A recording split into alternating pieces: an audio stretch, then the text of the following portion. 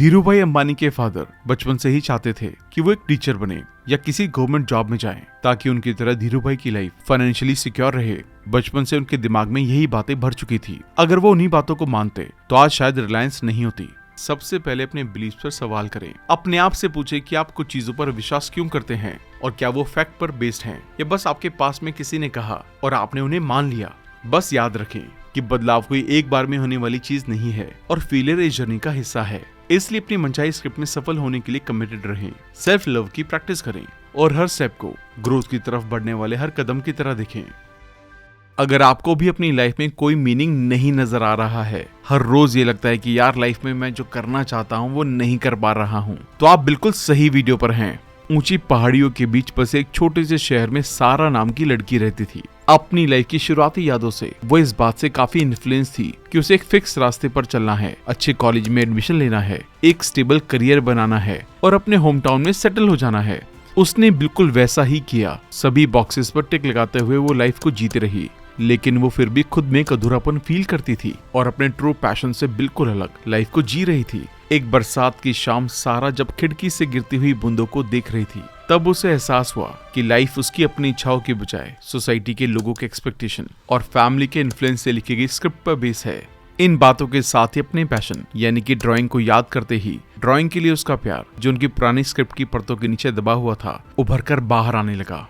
अपनी life script को फिर से लिखने के लिए मजबूत इरादे के साथ सारा ने एक डिसीजन लिया। उसने अपने ऊपर भरोसा किया, अपनी जॉब के साथ बचे हुए टाइम में अपनी ड्राइंग को भी कंटिन्यू करने का फैसला किया। शुरुआत में उसे अपने आसपास के लोगों का उसकी काबिलियत पर शक, फालतू बातें, सेल्फ डाउट और फेलियर के डर के खिलाफ इनर बैटल का सामना करना पड़ा। लेकिन मजबूत इरादे के साथ सारा ने एक्सपर्ट्स की गाइडेंस ली, आर्ट क्लासेस में एडमिशन लिया और अपनी ड्राइंग की आर्ट को इम्प्रूव करने के लिए घंटों मेहनत करने लगी। उसने अपनी इनर दुनिया के रंगों को एक्सप्रेस करते हुए अपनी फीलिंग्स को कैनवस पर ड्रॉ किया। जितना ज्यादा वो ड्राइंग करती, उतना ही ज्यादा अपने आप को जिंदा और खुश महसूस करती।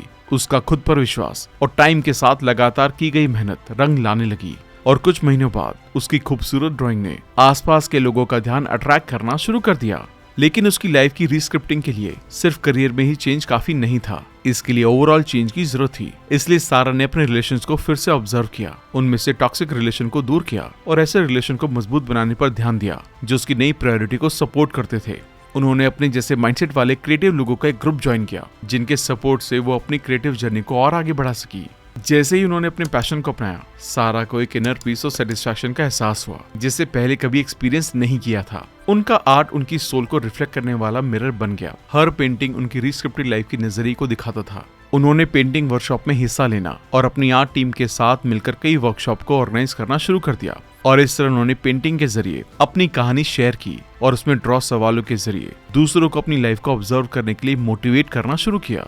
या उनकी खुशी और सक्सेस की वजह सिर्फ उनकी बाहरी सक्सेस या दूसरों की तारीफ नहीं थी, बल्कि सेल्फ सेटिस्फैक्शन की डीप फीलिंग थी जो अपने अंदर की आवाज से जुड़कर जीने से आई थी। सारा की रीस्क्रिप्टेड लाइफ स्क्रिप्ट ने मुझे पर्सनली सेल्फ रिफ्लेक्शन और अपनी लाइफ की स्क्रिप्ट को फिर से लिखने की हिम्मत दी। और सारा की स्टोरी उन लोगों के लिए उम्मीद की किरण है जो लाइफ को अपने पैशन और एक्सपेक्टेशन के साथ जीना चाहते हैं, लेकिन सोसाइटी की एक्सपेक्टेशन के बीच फंसे होने के कारण ऐसा नहीं कर पा रहे हैं। इस वीडियो में आप इसी रीस्क्रिप्टिंग मेथड को स्टेप बाय स्टेप सीखने वाले हैं। आप ऐसे कुछ लोगों की स्टोरीज भी जानेंगे जो कभी आपकी तरह ही थे और रीस्क्रिप्टिंग मेथड को अपनाकर सारा की तरह अपने दिल की आवाज को फॉलो किया और आज खुशी से लाइफ को जी रहे हैं। तो वीडियो बहुत ही इंटरेस्टिंग और नॉलेजेबल होने वाली है, इसलिए स्किप ना करें और पूरी देखें।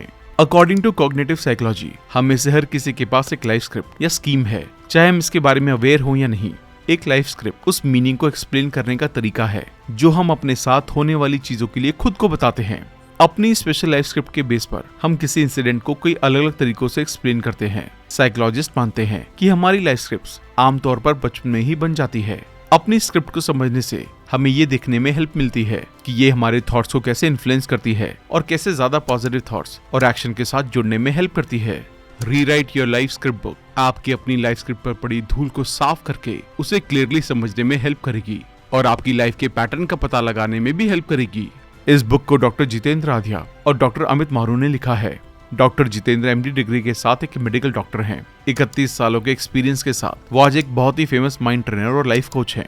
वो एक TEDx स्पीकर भी रह चुके हैं। Doctor Amit Maroofi as a doctor medicine practice कर रहे हैं। वो homeopathic graduate, post graduate, diploma in hospital management, diploma in pharmacy, diploma in child psychology, ऐसी कई डिग्रीज होल्ड करते हैं। और वो as a life coach IQ, EQ और SQ के बारे में बहुत बात करते हैं।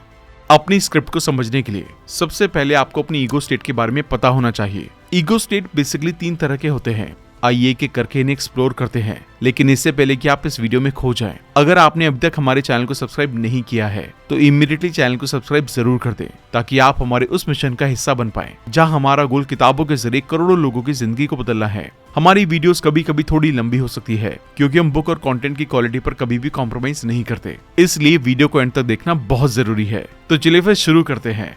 सबसे पहली ईगो स्टेट है पेरेंट ईगो स्टेट। आमतौर पर आपके पेरेंट्स आपकी लाइफ की स्क्रिप्ट को शेप देने में इंपॉर्टेंट रोल निभाते हैं। अपनी लाइफ के स्टार्टिंग टाइम में अपने पेरेंट्स या बड़ों से विरासत में मिले सभी रूल्स, वैल्यूज और बिलीफ से आपका एटीट्यूड, माइंडसेट या ईगो कैसा बन गया है, इसे इमेजिन करें।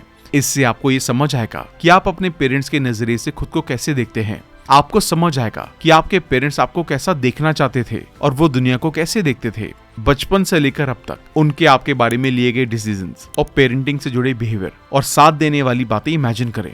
आप पाएंगे कि इनमें से कई ऐसी बातें हैं जिन्हें आप सच मानते हैं क्योंकि पेरेंट्स ने कहा था। एग्जाम्पल के लिए, अगर आपके पेरेंट्स बचपन में ही आपकी प्रेजेंस के बारे में ज्यादा बात करते हैं तो आपके मन में ऐसी बातें आती होंगी, मुझे हमेशा सही दिखना चाहिए या मेरी काबिलियत मेरी फिजिकल प्रेजेंस से जुड़ी हुई है। और अगर आपके पेरेंट्स प्यार और सीखने को ज्यादा अहमियत देते थे तो आपके मन में इस तरह की बातें आती होंगी, जैसे मैं प्यार और केयर को डिजर्व करता हूँ, या गलतियां करना ठीक है, मैं उनसे सीख सकता हूँ। अपने पूरे बचपन में आपने जाने अनजाने में अपने पेरेंट्स की बातों को अपने अंदर बसाया है। इसलिए आपने नोटिस किया होगा कि बिजनेसमैन के बच्चे ज्यादातर बिजनेस ही करते हैं, क्योंकि बचपन से उसके घर में उस तरह की बातें होती हैं। बच्चा बचपन से ही बिजनेस की बातें अपने दिमाग में बसा लेता है, जिससे उसे लगता है कि यार बिजनेस तो आसान काम है। इसी तरह जिसके पेरेंट्स गवर्नमेंट जॉब के बारे में बातें करते हैं, वहाँ बच्चों के उस फील्ड में जाने के ज्यादा चांसेस होते हैं। ये बातें आपकी सेल्फ इमेज, बिलीव्स और बिहेवियर को इन्फ्लुएंस करते हुए आपके एटीट्यूड को बनाने में अहम रोल निभाती हैं। इसलिए इन्हें पहचानना जरूरी है, ताकि ऐसे बिलीव जो अब काम के नहीं है उन्हें दूर किया जा सके। पहचानने के बाद अपने पुराने अनयूज बिलीव्स को नए सपोर्टिव बिलीव्स में रीस्क्रिप्ट करने के लिए इन प्रैक्टिकल तरीकों को अपनाएं। जर्नलिंग। स्कूल में आपने एने फ्रैंक की स्टोरी जरूर पढ़ी होगी। वो कहती है, I can recapture everything when I right, my thought, my ideals and my fantasies. वो लिखने से अपने अंदर चल रही बातों को अच्छी तरह से समझ लेती हैं, और ऐसा हम सभी के साथ होता है। इसलिए अपने बचपन की यादों और अपने पेरेंट्स के साथ बातचीत के बारे में जर्नलिंग करने के लिए टाइम निकालें। याद करें कि उनकी बातों ने आपको कैसा फील कराया, सेल्फ मोटिवेटेड या कमजोर। इसके बाद ऑटोमेटिक थॉट मॉनिटरिंग करें। इसमें अपने माइंड में चल रहे ऑटोमेटिक थॉट्स पर ध्यान दें। खासकर जब आप चैलेंजिंग सिचुएशन का सामना कर रहे हों तो उस वक्त कैसी बातें आपके दिमाग में आती हैं। क्या बार बार दुखी करने वाली या मोटिवेट करने वाली बातें आ रही हैं? उन्हें लिखें और उनके आने के रीजंस को जानें। अगली टेक्निक है रोल रिवर्सल। अगर आपके पेरेंट्स की वो बातें आपको ज्यादा इन्फ्लुएंस करती हैं, जो आपको अंदर से कमजोर बनाती हैं, तो कुछ टाइम के लिए आराम से बैठ जाएं और अपने आप को पेरेंट्स के साथ इस तरह डिस्कस करते हुए इमेजिन करें जैसे वो आपके इमोशन से जुड़े हुए ना हों, बल्कि दूसरे लोग हों। उनकी उन बातों को चैलेंज करें और वो जवाब दें जो आपको सही लगता है। धीरूभाई अंबानी के फादर बचपन से ही चाहते थे कि वो एक टीचर बने या किसी गवर्नमेंट जॉब में जाएं, ताकि उनकी तरह धीरूभाई की लाइफ फाइनेंशियली सिक्योर रहे। बचपन से उनके दिमाग में यही बातें भर चुकी थी। अगर वो उन्हीं बातों को मानते तो आज शायद रिलायंस नहीं होती, लेकिन धीरूभाई ने उनकी बातों को पहचाना जो उन्हें लिमिट कर रही थी, और साथ ही बड़ा बिजनेसमैन बनने की उम्मीद को भी। और उन्होंने अपने फादर की उन बातों को छोड़ा जो उनके बिजनेस बनने के रास्ते में आ रही थी। अपनी लाइफ की नई स्क्रिप्ट लिखने के कारण ही वो बिजनेस टाइकून बन पाए। ऐसे कई लोग हैं जिन्होंने दुनिया की लिखी हुई लाइफ स्क्रिप्ट को, जैसे स्कूल जाओ, जॉब करो, अच्छी सैलरी लो, रिटायर हो जाओ और बस दुनिया से चले जाओ, इस पर चलने की बजाय अपनी लाइफ स्क्रिप्ट खुद से लिखी, और इसलिए आज वो एक खुशहाल और कामयाब लाइफ को एंजॉय कर रहे हैं। अगली ईगो स्टेट है चाइल्ड ईगो स्टेट। आपकी लाइफ का ये एस्पेक्ट आपके इमोशनल और कंफर्ट नेचर का हिस्सा है, जो आपकी लाइफ के इनिशियल एक्सपीरियंसेस और इमोशन से शेप लेता है। ये आपका वो हिस्सा है जो खुशी, डर, गुस्से और प्यार को उनके असली रूप में फील करता है, और आपके शुरुआती एक्सपीरियंसेस और फीलिंग के साथ साथ आपकी केयर करने वाले बिहेवियर से भी बहुत ज्यादा इन्फ्लुएंस होता है। चाइल्ड ईगो स्टेट ऐसे बिहेवियर्स और बिलीव्स हैं जिन्हें आपने अपनी लाइफ के इनिशियल एनवायरनमेंट में फिट होने के लिए अपनाया था। यह आपका अडेप्टिव सेल्फ है, आपका वो हिस्सा जिसने लोगों और पेरेंट्स की मर्जी के हिसाब से बनना सीखा, भले ही वो बातें ठीक नहीं थी या उनमें आपका दम घुटता था। एग्जाम्पल के लिए, अगर आप एक ऐसी फैमिली में पले बड़े हैं जो ओबीडियंस को इम्पोर्टेंस देता है, तो बचपन से ही आपके अंदर ये बिलीफ होगा कि मुझे हमेशा वही करना चाहिए जो दूसरे मुझसे उम्मीद करते हैं, या मेरी नीड्स और डिजायर्स दूसरों जितनी जरूरी नहीं है। वहीं अगर आपके अंदर का बच्चा बचपन से ही सिर्फ रिलेशनशिप को पहले रखने की फीलिंग रखता है, तो आप खुद को बार बार रिलेशनशिप में मीनिंग ढूंढने और दूसरे इंसान से अपनी तारीफ की उम्मीद करते हुए पाएंगे। ये स्क्रिप्ट आपके सेल्फ सेटिस्फैक्शन की कमी का कारण बन सकती है। आप सामने वाले से तारीफ सुनकर अपने आप को अच्छा समझेंगे, जबकि हर बार ऐसा नहीं होता। हो सकता है आपने दूसरे इंसान के लिए जो कर सकते थे वो सब किया, लेकिन वो इसकी कदर ही नहीं करता, तो वो आपके एफर्ट्स को भी वेस्ट ही कहेगा। अपने चाइल्ड एटीट्यूड को पहचानने के बाद इसे अपनी नई स्क्रिप्ट के साथ अलाइन करने के लिए ये टेक्निक आपके लिए काफी हेल्पफुल होगी। Inner child visualization. One of the best football player Lionel Messi कहते हैं कि मैं ग्राउंड पर जाने से पहले अपने आप को जीतते हुए इमेजिन करता हूँ, इसलिए हम जीत जाते हैं। इस तरह आप भी विजुअलाइजेशन टेक्निक से अपने अंदर के बच्चे को उस तरह सपोर्ट करें जो आपको खुशी और सक्सेस की तरफ ले जाए। इसके लिए एक शांत और कंफर्टेबल जगह ढूंढें। अपनी आंखें बंद करें, अपने अंदर के बच्चे को सपोर्ट करते हुए इमेजिन करें और उस तरह से प्यार करें जिसकी उसे जरूरत थी, लेकिन उसे बचपन में नहीं मिला। अगली टेक्निक है लेटर राइटिंग। अपने मैच्योर नजरिए से अपने इनर चाइल्ड को एक लेटर लिखें और उसके लिए अंडरस्टैंडिंग, सिंपैथी और ग्रैटिट्यूड एक्सप्रेस करें। अपने इनर चाइल्ड को तसल्ली दें कि वो सिक्योर है, बहुत प्यारा है और आपके लिए बहुत वैल्यूएबल है। Art and creative expression. अपने इनर चाइल्ड की फीलिंग के साथ जुड़ने के लिए ड्राइंग, पेंटिंग या जर्नलिंग जैसी क्रिएटिव एक्टिविटीज में शामिल रहें। आर्ट के थ्रू इनर चाइल्ड को अपने आप को खुलकर एक्सप्रेस करने दें। सेल्फ लव दिखाएं। अपने साथ उसी काइंडनेस और समझ के साथ बिहेव करें जैसा आप किसी मुश्किल में फंसे बच्चे के साथ करते हैं। जब गलतियां करें या चैलेंजेस का सामना करें तो अपने साथ हम्बल रहें। आपका चाइल्ड एटीट्यूड आपकी लाइफ स्क्रिप्ट की इमोशनल कंफर्टेबल फीलिंग से जुड़ा है। अपने इनर चाइल्ड को समझकर और उसकी अच्छी पेरेंटिंग करके आप पास्ट के दुखों को दूर कर सकते हैं और एक ऐसी स्क्रिप्ट बना सकते हैं जो आपके ऑथेंटिक सेल्फ के साथ जुड़ी हो। याद रखें कि आपका इनर चाइल्ड प्यार, केयर और अच्छे ट्रीटमेंट को डिजर्व करता है, और इस टेक्निक पर चलकर आप अपनी लाइफ स्क्रिप्ट को कुछ इस तरह से रिस्क्रिप्ट करते हैं जो आपको सेल्फ सेटिस्फैक्शन और इनर हैप्पीनेस का एहसास करवाए। अगला ईगो स्टेट है the adult ego state and change. Adult ego state आपका लॉजिकल और पर्पसफुल सेल्फ है। ये आपका वो हिस्सा है जो इन्फॉर्मेशन को प्रोसेस करता है, डिसीजन लेता है और इमोशन में बहने की बजाय रियलिटी को देखता है। जैसे ही आप अपनी लाइफ स्क्रिप्ट को फिर से लिखने के रास्ते पर निकलते हैं, आपका अडल्ट ईगो स्टेट एक अच्छा पार्टनर बन जाता है। आपका अडल्ट ईगो स्टेट वो कंपास है जो लाइफ के चैलेंजेस और ऑप्शंस के थ्रू आपको गाइड करता है और डिसीजन लेने के लिए फैक्ट्स, एविडेंस और रीजन पर डिपेंड करता है। पेरेंट और चाइल्ड ईगो स्टेट के अपोजिट जो इमोशंस पहले से बनाए हुए नजरिए और पिछले एक्सपीरियंस से इन्फ्लुएंस होते हैं, अडल्ट ईगो प्रेजेंट रियलिटी पर ज्यादा ध्यान देता है। अडल्ट ईगो स्टेट के सबसे जरूरी कामों में से एक लॉजिकली सोचना और डिसीजन लेना शामिल है। ये इन्फॉर्मेशन को एनालाइज करता है, आपके फेवर में और अपोजिट क्या क्या चीजें हैं इन्हें देखता है और एक्शन लेने का सबसे लॉजिकल तरीका चुनता है। आपकी लाइफ स्क्रिप्ट की स्क्रिप्टिंग में आपका अडल्ट ईगो स्टेट एक इंपॉर्टेंट थिंकर की तरह काम करता है जो आपके बिलीफ्स और बिहेवियर की ऑथेंटिसिटी को देखता है। इन स्ट्रेटेजीज को मेरे एक दोस्त ने 3 साल पहले अपनाना शुरू किया था और उसे काफी अच्छे रिजल्ट मिले। पहले वो टेंशन में रहता था कि लाइफ में मैं कुछ भी कर पाऊंगा या नहीं। उसे कोडिंग में इंटरेस्ट था, लेकिन क्योंकि 12th में उसके पास कोई ऐसा सब्जेक्ट नहीं था तो उसे लगा कि ये मुझसे नहीं होगा। इस स्ट्रेटेजीज को अपनाने से उसका माइंड खुलना शुरू हो गया। उसने अपनी जॉब के साथ साथ पार्ट टाइम में कोडिंग, जो कि उसका पैशन था, इसे सीखना शुरू किया और ऑनलाइन ही क्लाइंट को सर्विस देना भी। पिछले 5 महीनों से वो अपनी जॉब से 3 गुना ज्यादा पैसे कोडिंग के काम से कमाता है। अब उसने जॉब छोड़कर फुल टाइम इसे ही करना शुरू कर दिया है और सबसे अच्छी बात, उसने अपने काम को हर पल एंजॉय करना शुरू कर दिया है। तो वो स्ट्रेटेजीज इस तरह से हैं। क्रिटिकल थिंकिंग, इसमें आपको 2 काम करने हैं। सबसे पहले अपने बिलीफ पर सवाल करें। अपने आप से पूछें कि आप कुछ चीजों पर विश्वास क्यों करते हैं और क्या वो फैक्ट पर बेस्ड हैं या बस आपके पास में किसी ने कहा और आपने उन्हें मान लिया। इसके बाद अपने आइडियाज और बिलीफ की सच्चाई का पता लगाने के लिए अपने आप से इस तरह से सवाल पूछे, कौन सा फैक्ट इस बिलीफ को सपोर्ट करता है या इस फैसले के पॉसिबल रिजल्ट क्या हो सकते हैं। सेल्फ रिफ्लेक्शन, इसमें ये 2 काम करें। पहला है माइंडफुल मेडिटेशन। प्रेजेंट में अपने थॉट्स और फीलिंग्स के बारे में अवेयर होने के लिए माइंडफुलनेस की प्रैक्टिस करें।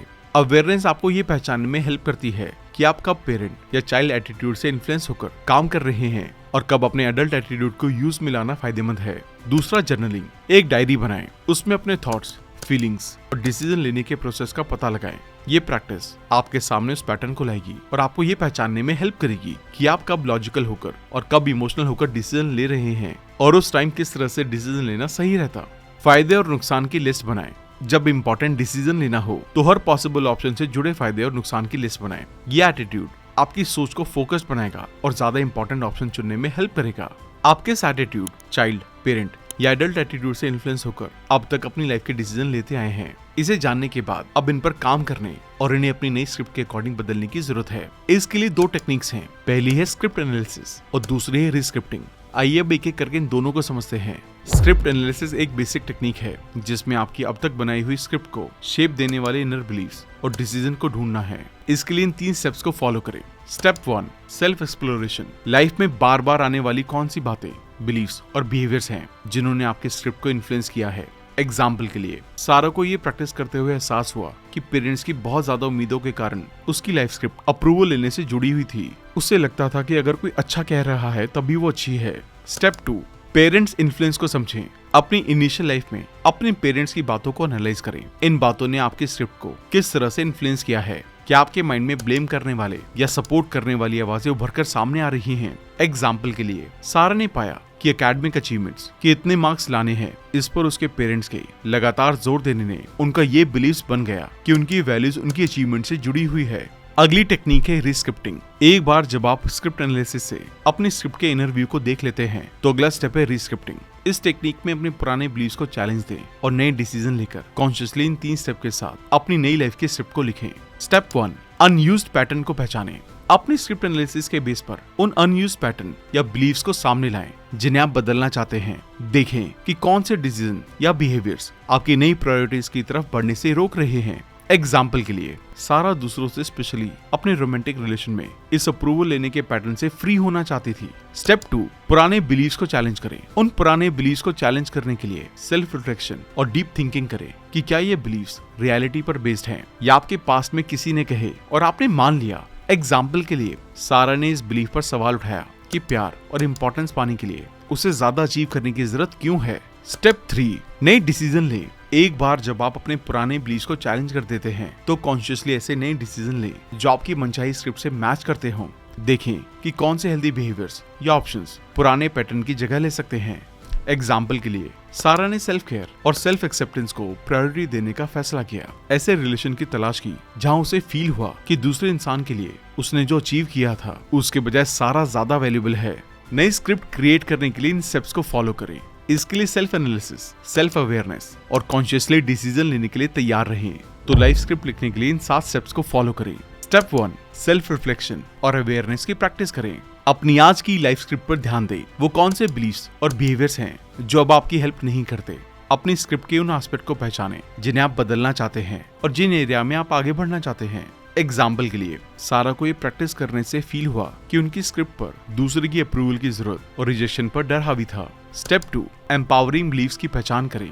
उन एम्पावरिंग बिलीव्स पर ध्यान दें जिन्हें आप अपनाना चाहते हैं। आपके लिए कौन सी वैल्यूज और प्रिंसिपल जरूरी हैं। उन पॉजिटिव हैबिट्स और बातों को आइडेंटिफाई करें जो आपकी सच्ची उम्मीदों को सपोर्ट करती हैं। एग्जाम्पल के लिए सारा का एम्पावरिंग बिलीव्स सेल्फ वैल्यू और सेल्फ एक्सेप्टेंस डेवलप करना था। स्टेप 3, स्पेसिफिक गोल सेट करें। ये गोल रियलिस्टिक और आपके डिजायर्ड स्क्रिप्ट के अकॉर्डिंग होने चाहिए। गोल को ज्यादा अचीवेबल बनाने के लिए उन्हें इतने छोटे छोटे हिस्सों में बांट लें जिन्हें आप मैनेज कर सकें। एग्जाम्पल के लिए सारा ने सेल्फ केयर एक्टिविटीज में शामिल होने का गोल सेट किया, जैसे माइंडफुलनेस की प्रैक्टिस करना और अपने कुछ लोगों के साथ रिलेशन में लिमिटेशन सेट करना। स्टेप 4, प्रोग्रेस को मॉनिटर करें। अपनी अचीवमेंट्स और फेलियर को रिकॉर्ड करने के लिए एक जर्नल रखें और दूसरे ट्रैकिंग मेथड्स का इस्तेमाल करें।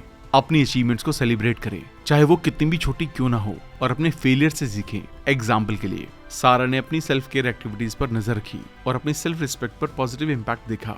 स्टेप 5, सेल्फ लव को अपनाएं। इस पूरी जर्नी के दौरान अपने साथ काइंड और सपोर्टिव रहें। फेलियर बदलाव का जरूरी हिस्सा है, इसलिए फेलियर के टाइम अपने आप पर गिल्ट करने की बजाय उससे सीखकर आगे बढ़ने के लिए खुद को मोटिवेट करें और अपना सपोर्ट करें। अपने आप से वैसा ही बिहेव करें जैसा आप एक अच्छे दोस्त के साथ इस सिचुएशन में करेंगे। एग्जाम्पल के लिए जब सारा को फेलियर का सामना करना पड़ा, वो दोबारा से दूसरों के अप्रूवल की तरफ जाने लगी, तो उसने सेल्फ लव की प्रैक्टिस की और खुद को याद दिलाया कि बदलाव में टाइम लगता है। स्टेप 6, फ्लेक्सिबल माइंडसेट डेवलप करें। जब आप बदलाव की तरफ बढ़ेंगे तो कई ऐसी चीजें आएंगी जो आज तक आपके लिए अननोन थी। तो ऐसे अनजान चैलेंजेस और रुकावटों से डील करने के लिए फ्लेक्सिबल माइंडसेट डेवलप करना जरूरी है। ऐसा माइंडसेट डेवलप करें जो फेलियर को आगे बढ़ने के मौके की तरह देखे। अपनी स्ट्रेंथ और आपने जो ग्रोथ की है उस पर ध्यान दें एग्जाम्पल के लिए सारा को कुछ रिलेटिव से अपने ड्राइंग को लेकर रिजेक्शन का सामना करना पड़ा, लेकिन उन्होंने इसे अपनी सेल्फ रिस्पेक्ट को मजबूत करने के मौके की तरह देखा कि वो अपने आप में अच्छी और इनफ हैं और उनसे अच्छे ऐसे दोस्त डिजर्व करती हैं जो उन्हें सपोर्ट करे।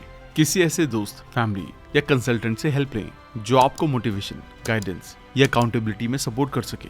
अपनी जर्नी इस तरह के किसी दूसरे इंसान के साथ शेयर करने से आपका मोटिवेशन और सपोर्ट करने के लिए हमेशा कोई न कोई मौजूद रहेगा। बस हमेशा याद रखें, एक नई लाइफ स्क्रिप्ट बनाना कॉन्टिन्यूस चलने वाली जर्नी है। इसके लिए हमेशा सेल्फ अवेयरनेस, कमिटमेंट, पुराने ब्रीफ्स और बिहेवियर को चैलेंज करने की जरूरत होती है।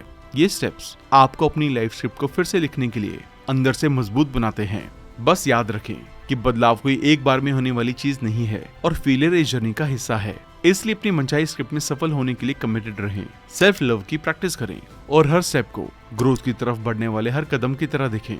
तो दोस्तों, वीडियो के मेन लेसन्स को एक बार वापस से रिपीट कर लेते हैं ताकि ये सब आपको आसानी से याद रहे और लाइफ में इम्प्लीमेंट करना आसान हो जाए। अपनी लाइफ की रीस्क्रिप्टिंग के लिए इन 7 स्टेप्स को फॉलो करें। सेल्फ रिफ्लेक्शन और अवेयरनेस की प्रैक्टिस करें। एम्पावरिंग बिलीव्स, ऐसे बिलीव जो आपकी नई प्रायोरिटी को सपोर्ट करते हैं उनकी पहचान करें। फिर अपनी नई प्रायोरिटी को सपोर्ट करने वाले स्पेसिफिक गोल सेट करें। इसके बाद अपनी प्रोग्रेस को मॉनिटर करें। अगला स्टेप है सेल्फ लव को अपनाएं। जब आपको फेलियर का सामना करना पड़े तो सेल्फ लव की प्रैक्टिस करें और खुद को याद दिलाएं कि बदलाव में टाइम लगता है। फ्लेक्सिबल माइंडसेट डेवलप करें। जब आप बदलाव की तरफ बढ़ेंगे तो कई ऐसी चीजें आएंगी जो आज तक अननोन थी, तो ऐसे अनजान चैलेंजेस और ऑब्स्टिकल से डील करने के लिए फ्लेक्सिबल माइंडसेट डेवलप करना जरूरी है। और लास्ट में किसी ऐसे दोस्त, फैमिली या कंसल्टेंट से हेल्प लें जो आपको मोटिवेशन, गाइडेंस और अकाउंटेबिलिटी में सपोर्ट कर सके।